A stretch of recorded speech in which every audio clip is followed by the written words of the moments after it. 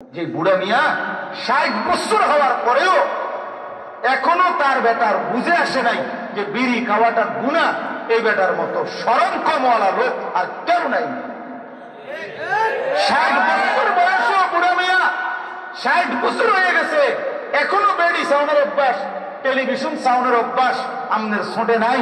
আমনের যে বেডি সাউন্ড কত বছর বেড়া, হ্যাঁ, এই অসভ্য অভ্যাস কোন দিন ছাড়বে? চা দোকানের এই বদ অভ্যাস ছুটবে কোন দিন? বেটা নির্লজ্জ মানুষ, বেহায়া মানুষ, বেটা বেহায়া। এত বছর হায়াতেও কি এখনো আপনি বুঝেন নাই? আপনার লজ্জা হবে কোন দিন? আপনার শরম হবে কোন দিন? বলেন, ইনসাফ কি বল? কোন দিন শরম হবে বেটা? এই জন্য বললাম, আমি সত্য বললাম চাচা, আপনার আখিরাতের আশায় আপনারে লজ্জা দেওয়া। হ্যাঁ, যদি বলেন আপনারে লজ্জা দিছি, তো লজ্জাই দিছি, আপনি বিড়ি খাবেন কেন? আপনি যুক্তি দেন এটার পক্ষে ন্যূনতম একটা পয়েন্ট বলেন। আপনি কেন টেলিভিশন চাইবেন এখনো? আপনি কেন এখনো চা দোকানে নাচ গান দেখবেন? আপনার শরম হবে কোন দিন? আপনার আখিরাত নাই? আপনি মরতেন না? ৬০ বছরে আপনি জানাজা করেন নাই? কারো মৃত্যু দেখেন নাই? আজও সময় হয় নাই? আমারে মনে করেন একটা 10 লাখ লোক চিনে, তো কি এবারে 10 লাখ লোক চিনলে কবর রাজার মা কথা বলেন, ইনসাফ কি বলে? আমার 1 কোটি মানুষ একেবারে আমারে চিনছে, মনে করে স্লোগান দিয়া একদম 4 রাস্তার মাথা নিয়ে দিয়েছে। হ্যাঁ, তো কি সেতে আমার কবর রাজার মাপ তো এই আমি এই পরিচিতিতে কি ঘাস কাটবো? আমি সুখ্যাতি দিয়ে করবোটা কি? এটা আমার লাভটা কি? মানে এটা কি ফায়দা কি? এই জন্য এটা কোনো বিষয় না। বিষয় হলো আমার পরিবর্তন, বিষয় হলো আমার জিন্দেগি, বিষয় হলো আমার আখিরাত, বিষয় হলো আমার মৃত্যু পরবর্তী জীবন। কোরআনুল কারীমের মধ্যে আল্লাহ তাআলা বলেন, ওমা হাদিহিল হায়াতুদ দুনিয়া ইল্লা লাহবুন ওয়া লাইব। আমার বান্দা শোনো, দুনিয়ার জীবন আর কিছুই নয়, শুধুই তামাশা, শুধুই খেলাধুলা, শুধুই খেলাধুলা বান্দা। ওয়ালামু আন্নামাল হায়াতুদ দুনিয়া লাইবুন ওয়া লাহবুন ওয়া যিনাতুন ওয়া তাফাখুরুন বাইনাকুম ওয়া তাকাসুরুন ফিল আমওয়ালি ওয়াল আওলাদ। আল্লাহ বলে, শোনো বান্দা, দুনিয়ার জীবন হলো লাইব, খেলাধুলা, লাহবুন তামাশা, যিনাত কিছুক্ষণের সাজগোজ, সৌন্দর্যের প্রতিযোগিতা, ও তাফাখুরুম বাইনাকুম একে অপরের সাথে গর্ব, বড়াই, অহংকার, ক্ষমতার দাপট, ও তাকাসুরুন ফিল আমওয়ালি ওয়াল আওলাদ এবং সন্তান এবং সম্পদের হিসাব নিকাশ। টাকা কত হইল, জিফুত কয়জন হইল, কার চাকরি হইল, কার ব্যবসা হইল, কার কি হইল, এই বুঝে বুঝে এটির হিসাব। আল্লাহ বলেন, এই যা আমি আল্লাহ বললাম, খেলাধুলা, তামাশা, সাজগোজ, গর্ব, অহংকার, বড়াই, স্ত্রী, সন্তান, সম্পদ, মালের হিসাবপত্র, এটুকুতেই যদি কারো জীবন শেষ হয়ে যায়, আল্লাহ বলেন সেটা যেন ওই কৃষকের মতো, যেই কৃষক ধান রোপণ করছিল, কিছুদিন পরে বড় সবুজ গাছ হইছে, কয়দিন পরে হলুদ হয়ে গেছে, কয়দিন পরে পাইকা গেছে, কয়দিন পরে কাইটা বাড়িতে আইনা ধান গাছ থেকে আলাদা করছে, এরপরে সেই হলুদ গুলা শুকাইতে দিছে, এখন খড়কুটা হইয়া, খের হইয়া বাতাসে উঠতেছে। আল্লাহ বলেন, এই সবটা হইতে যেমন মাত্র 3-4 মাস, এই ব্যক্তির দুনিয়ার হায়াত এই 3-4 মাসের মতো কৃষকের ফসলের মতো শেষ হয়ে গেছে। ওয়াফিল আখিরাতে আযাবুন শাদীদ, এবার আখিরাতে শুধুই তার জন্য অপেক্ষা করছে ভয়ানক আযাব। রং তামাশার জিন্দেগি তো শেষ হইল, আপেল, মালটা, ভাত, মাছ, চাল, ডাল, তেল, সাবান, সাজগোজ, পাউডার, ফেয়ার এন্ড লাভলি, বন্ধুদের আড্ডা। দোস্ত আমার, এই তো শেষ, এ তো 4 মাসের বিষয়, এ তো 5 মাসের বিষয়। কিন্তু আল্লাহ তাআলা বলেন, এরপরে শুরু হয়ে যাবে অনন্তকালের আখিরাতের ভয়ানক আযাব। তখন কি করবা বান্দা? কি করবা বান্দা? আলহাকুমুত তাকাসুর হাত্তা যুরতুমুল মাকাবির কাল্লা সাউফা তা'লামুন। আল্লাহ বলে, হায় বান্দা, দুনিয়ার নেশা, দুনিয়া বাড়ানোর প্রতিযোগিতা তোমারে আখিরাত ভুলাইয়া দিল, দুনিয়ার লোভে ডুবাইয়া দিল।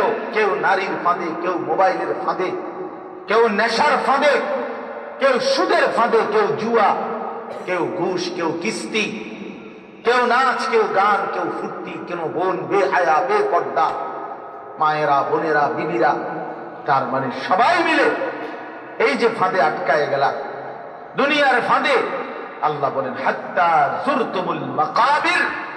মনে রেখো, এরই মাঝে কিন্তু একদিন তুমি পৌঁছে যাবা, সাক্ষাৎ করবা কবরস্থানে।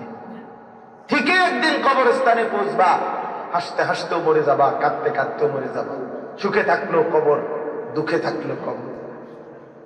কবর মিলবেই, অট্টালিকা থেকেও কবর, কুড়ে ঘর থেকেও কবর। তখন আল্লাহ বলেন, কাল্লা সাউফা তা'লামুন। অবশ্যই বান্দা মনে রেখো, আমি ওয়াদা দিলাম, আমার প্রতিটা নাফরমানির শাস্তি আমি কবরে তোমারে বুঝাই। সাউফা তা'লামুন, মনে রাখো নওজোয়ান। হ্যাঁ, তুমি কি মনে করছো এখানেই শেষ জিন্দেগি? তুমি আর সামনে আগাইতা না, তুমি আর সামনে আগাইতা না। একটা মোবাইলই জিন্দেগির সমাধান, নারীর ছবি জীবনের শেষ আশা আকাঙ্ক্ষা, উলঙ্গ দৃশ্যটাই জীবনের স্বপ্ন। এর কি কোনো শেষ নাই? তোমার রাত কি ভোর হবে না? তোমার দিন কি সূর্য ডুববে না? তোমার 16 বছর কি 17 বছর হবে না? তোমার 17 বছর কি 60 বছর হবে না? অথবা কবরে তুমি যাইবা না? কি ভাবছো ভাইয়া?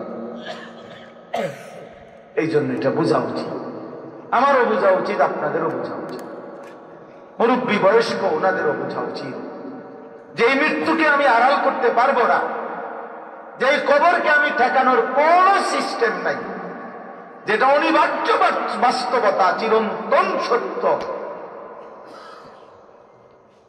কোন যুক্তিতে, কোন বুদ্ধিতে, কোন হিম্মতে, কোন শক্তিতে, কোন ক্ষমতায়, কোন বাহাদুরিতে বন্ধু আমি যেহেতু কবরকে ফেরাইতে পারবো না, মৃত্যুকে থামাইতে পারবো না, তাহলে যেটা আমার পক্ষে আর সম্ভব না, আমি সেটার জন্য প্রস্তুতি নেওয়া এটাই উচিত। আমার যেহেতু ডায়াবেটিস হয়েই গেছে, এখন আর আমি যা ফিরে থাকতাম না, এখন এটার জন্য আমি কেমনে চললে মোটামুটি ভালো থাকতে পারি, এই বুদ্ধি নেওয়াই উচিত। কথা বোঝেন না? আমার যেহেতু এই রোগটা হয়েই গেছে, আর আমি এটা ফিরে থাকতাম না, ডাক্তারের সাথে মশওয়ারা আমার, ঠিক আছে, আমার যেহেতু এটা হয়েই গেছে, আমাকে যেহেতু এটা গ্রহণ করতেই হয়েছে, আমি এটার জন্য সেফ থাকবো কিভাবে, আপনি আমার সেই রকম প্রেসক্রিপশন। তাহলে আমরা তো বাপ মৃত্যুকে আড়াল করতে পারবো না ভাইয়া, কবরকে তো আমরা আড়াল করতে পারবো না, কোনো সুযোগ নাই। হযরত ওসমান রাদিয়াল্লাহু তাআলা আনহু কবর দেখলে এত পরিমাণ কাঁদতেন, হাত্তা ইয়াবুল্লা লিহইয়াতাহু, তার দাড়ি ভিজে যেত। আল্লাহর নবী সাল্লাল্লাহু আলাইহি ওয়াসাল্লাম একদিন এক সাহাবীর কবরের দিকে তাকায়া এই পরিমাণ কাঁদছে, সাহাবী বারা ইবনে আযিব বলে, আমরা নবীর সাথী সবাই আমরা অঝরে কাঁদলাম নবীজির কান্না দেখে। তো অনেকক্ষণ কাঁদা নবী নিজে এই কবরের দিকে হাত দিয়া দেখাইয়া সাহাবীদেরকে বললেন, ইয়া ইখওয়ানি লিমিসলি হাদা ফাআইদু, আমার বন্ধুরা, আমার সাথীরা, আমার সাহাবীরা, এই কবরের জন্য তোমরাও প্রস্তুতি নাও, রেডি হও, রেডি হও, রেডি হও। এজন্য আমরা কিতাবে পড়ছি, প্রত্যেকটা জানাজা, প্রতিটা লাশ জানাজা আমারে তোমারে স্মরণ করায় দেয়। ওই লাশ যেন বলে লাশের খাটিয়া থেকে যে যুবক, এর পরের জানাজাই হতে পারে তোমার, এর পরের জানাজাই কি তোমার মতো। এমন বহু জানাজার অপেক্ষায় আমিও ছিলাম, তোমার মতো এমন বহু জানাজা আমিও পড়ছিলাম, তোমার মতো এমন বহু জানাজা আমিও দেখছি। কিন্তু আজ আমার নিজেরই জানা আছে। এই জন্য আমি অনুরোধ করি, আমরা যদি না ভাবি, আমরা যদি না বুঝি, না খেয়াল করি, তবু আমরা মরে যাব। বিষয়টা হলো এখানে। এমন যদি হইতো যে না রে, আমি ঘুমের থেকে উঠতেছি না দেখে আমার মৃত্যু হয় না, আমি যেহেতু মাদ্রাসায় পড়ি নাই, আমরা যেহেতু জেনারেল শিক্ষিত, আমগো আর মরণ নাই, কেন আমরা যেহেতু হুজুর না, আমরা কি লেগে মরব? এমন তো না বিষয়টা। অর্থাৎ আমি বুঝি বা না বুঝি, খেয়াল করি বা না করি, গুরুত্ব দেই আর অবহেলা করি, জীবনটা সাজাই কিংবা বরবাদ করি, খোদার কসম বন্ধু, তুমিও চাবা আমিও যাব, ইমানদারও মরে যাবে, বেঈমানও মরে যাবে। কুল্লু নাফসিন যায়িকাতুল মাউত, সবাই মরে যাবে, সবাই মরে যাবে। এই জন্য আমাদের উচিত আখিরাতের প্রস্তুতি নাও, কবরের প্রস্তুতি নাও। অনেক নওজোয়ান ছেলে তোমরা, মাশাআল্লাহ, দোস্ত, জীবনটা নষ্ট করো না। প্রিয় ভাই আমার, সন্তান আমার, বন্ধু আমার, হায়াত নষ্ট কইরো না বাবা। এমন সুন্দর যৌবন, শক্ত সামর্থ্য শরীর পাইতাম। আল্লাহ কোরআনে বলছে, সূরা রোমের মধ্যে আছে, আল্লাহ তাআলা বলছে মানুষের 3টা কাল, এর মধ্যে শিশুকাল দফ, দুর্বল, বৃদ্ধকাল দফ, দুর্বল, শুধু আল্লাহ বলছে যৌবন কালটাই হচ্ছে কওয়াত, শক্তি। কিছু করলেও যৌবন, নষ্ট হলেও যৌবন, কারণ শক্তি এসে। অতএব কিশোর, তরুণ, নওজোয়ান নষ্ট হইও না। এমন সুন্দর সময় হায়াতের নষ্ট হইও। একদিন হয়তো আফসুস করবে, আমল করতে মন চাইবে, হয় শরীর স্বাস্থ্য দিবে না, আর নয় তো মৃত্যু আইসা থামায় দেবে, থামায়। কোরআন শরীফে আছে, হাত্তা ইযা জাআ আহাদাহুমুল মাউত ক্বালা রাব্বিরজিউন। আল্লাহ বলে প্রত্যেক নাফরমান মৃত্যুর সময় হলে মালাকুল মউত আজরাইলকে দেখলেই বলে, রাব্বিরজিউন, আয় মাওলা, আমারে দুনিয়ায় ফেরত দেন, আর কিছুদিন থাকতে দেন। লাআল্লি আ'মালু সালিহান ফীমা তারাকতু। কেন? আল্লাহ জিজ্ঞেস করবে, তো নাফরমান বেঈমান বলবে, আয় মাওলা, যদি আর কিছুদিন দুনিয়ায় থাকতে দেন, এবার সুযোগ দিলে আমি ছুটে যাওয়া নেক আমলগুলো করব, আমার একটু সুযোগ দেন। আল্লাহ বলবেন, কাল্লা কাল্লা, কখনোই না। ইন্নাহা কালিমাতুন হুয়া কাইলুহা, এটা তোমার কথার কথা বান্দা। আজরাইলকে সামনে এনে আমি কাউকে সুযোগ দেই নাই বান্দা। আজরাইলকে দেখাইবার পরে আমি যদি ফেরাউনরেও সুযোগ দিতাম, তেও নেক আমল। আজরাইলকে দেখাইবার পরে আমি যদি নমরুদকেও সুযোগ দিতাম, তাহলে সেও কি করত? আমল। আমি করি নাই, কাউকে দেই নাই। ওয়ালান ইউআখিরাল্লাহু নাফসান ইযা জাআ আজালুহা। মৃত্যু এসে গেলে, আজরাইল পৌঁছে গেলে, আমি আর কাউকে এক বিন্দুর জন্য বিরতি দেই না, সুযোগ দেই না, সুযোগ দেই না। অতএব আমাদের সামনে অনির্দিষ্ট হায়াত। আমি জানি না, আপনিও জানেন না। জওয়ান সেও জানে না সে কি বৃদ্ধ হবে কিনা, বৃদ্ধ জানে না সে আর কতদিন বাঁচবে। অনির্দিষ্ট এক হায়াত আমাদের। এই অনির্দিষ্ট হায়াতের মধ্যে নিয়ম হলো, এখনই নগদ যতক্ষণ হুঁশ আছে, বুঝ আছে, দিমাগ আছে, সুস্থতা আছে, অতক্ষণ আল্লাহর বন্দেগী করা, আল্লাহর বন্দেগী করা, আল্লাহর বন্দেগী করা। আল্লাহর নবী সাল্লাল্লাহু আলাইহি ওয়াসাল্লাম বলছেন, ইন্নাল্লাহা ইয়াকবালু তাওবাতাল আবদ মা লাম ইউগারগির। বান্দা যখন মৃত্যু যন্ত্রণায় গড়গড়া করে, মৃত্যুর যন্ত্রণায় যখন নিঃশ্বাস টানতে থাকে জোরে জোরে, তার আগে পর্যন্ত যদি সে তওবা করে, আল্লাহ তবুও তার তওবা কবুল করে দিবে, মাফ করে দিবে, মাফ করে দিবে। এই জন্য আপনারা হায়াত কাজে লাগান।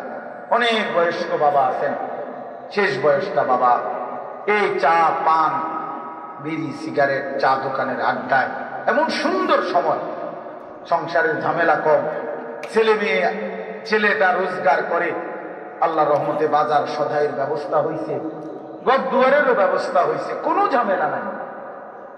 সারাটা দিন ইচ্ছা করলে আল্লাহর কোরআন শিখতে পারে, পড়তে পারে, জিকির করতে পারে, তেলাওয়াত করতে পারে। কিন্তু এমন সত্য নাফরমান 60 বছর হয়ে গেছে বুড়া, এখনো বিড়ি খায়, একেবারে বেশরম, একদম বেহায়া, একবারে বেহায়া এই বুড়া মিয়া। যে বুড়া মিয়া 60 বছর হওয়ার পরেও এখনো তার বেটার বুঝে আসে নাই যে বিড়ি খাওয়াটা গুনাহ। এই বেটার মতো শরম কমওয়ালা লোক আর কেউ নাই। 60 বছর বয়সেও বুড়া মিয়া, 60 বছর হয়ে গেছে, এখনো বেডি সাউন্ডের অভ্যাস, টেলিভিশন সাউন্ডের অভ্যাস আমনের ছোটে নাই। আমনের যে বেডি সাউন্ড কত বছর বেড়া, হ্যাঁ, এই অসভ্য অভ্যাস কোন দিন ছাড়বে? চা দোকানের এই বদ অভ্যাস ছুটবে কোন দিন বেটা? নির্লজ্জ মানুষ, বেহায়া মানুষ, বেহায়া। এত বছর হায়াতেও কি এখনো আপনি বুঝেন নাই? আপনার লজ্জা হবে কোন দিন? আপনার শরম হবে কোন দিন? বলেন, ইনসাফ কি বল? কোন দিন শরম হবে বেটা? এই জন্য বললাম, আমি শক্ত বললাম, চাচা আপনার আখিরাতের আশায় আপনারে লজ্জা দেওয়া। হ্যাঁ, যদি বলেন আপনারে লজ্জা দিছি, তো লজ্জাই দিছি, আপনি বিড়ি খাবেন কেন? আপনি যুক্তি দেন এটার পক্ষে ন্যূনতম একটা পয়েন্ট বলেন। আপনি কেন টেলিভিশন চাইবেন এখনো? আপনি কেন এখনো চা দোকানে নাচ গান দেখবেন? আপনার শরম হবে কোন দিন? আপনার আখিরাত নাই? আপনি মরতেন না? 60 বছরে আপনি জানাজা করেন নাই? কারো মৃত্যু দেখেন নাই? আজও সময় হয় নাই? বলুন বাবা, ইনসাফ করে বলেন। নবী সাল্লাল্লাহু আলাইহি সাল্লাম ওনার চাচাকে ফিরাইতে চায় নাই? কথা বলেন না কেন? ইব্রাহিম আলাইহিস সালাম ওনার আব্বাকে ফিরাইতে চায় নাই? আমিও চেষ্টা করলাম আমার চাচারে ফিরাইতে, আমিও চেষ্টা করলাম আমার দাদারে ফিরাইতে। বসে বসে মানে কি আশ্চর্য বুঝ, বুড়া মানুষ সুন্দর তাসবিহ পড়তে পারে, জিকির করতে পারে, বইবে হুদাকে বিড়ি খায়, বন খায়, চা খায়, বেদের বেদের করে, বইবে টেলিভিশন। এই যে সাদওয়ানে বইছে টুল একটার মধ্যে, বিকালে গিয়ে রাতে 10টা পর্যন্ত এনে বইয়া বইয়া বেন বেন বেন খবর।